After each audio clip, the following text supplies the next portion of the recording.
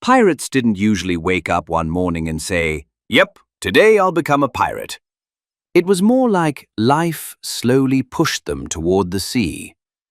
Starting in the 15th century, maritime trade exploded, and the oceans filled with ships loaded with gold, silver, and spices.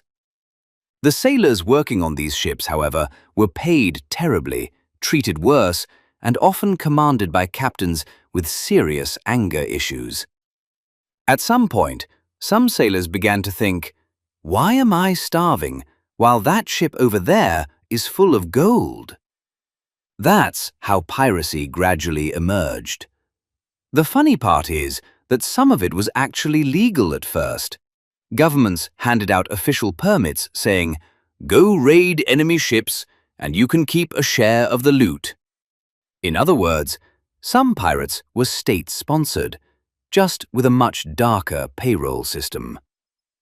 By the late 1600s and early 1700s, piracy reached its golden age. Wars had ended, seas were full of unemployed sailors, security was weak, and merchant ships were still packed with valuable cargo. This environment produced legends like Blackbeard, who famously lit fuses in his beard to terrify enemies before a fight even began. Contrary to movies and TV shows, pirate ships were not pure chaos. They were surprisingly organized. Captains were elected, unfair leaders could be removed, and injured pirates received compensation. So, in the middle of the ocean, surrounded by cannons and the smell of rum, there existed a strange, early form of democracy. Of course, this didn't make piracy innocent, but it wasn't exactly everyone doing whatever they wanted either. The classic image of pirates with parrots, eye patches, and wooden legs isn't completely made up. Eye patches helped sailors adapt quickly between bright decks and dark cargo holds.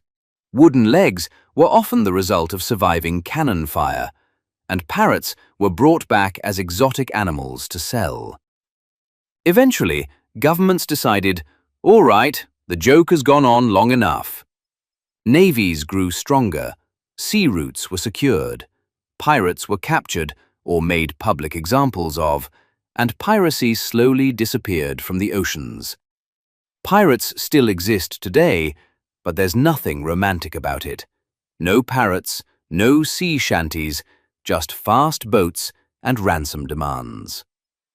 In the end, pirates were partly sailors pushed out of the system and partly opportunistic adventurers, while the free-spirited, charismatic image we love today was mostly created by stories told long after they were gone.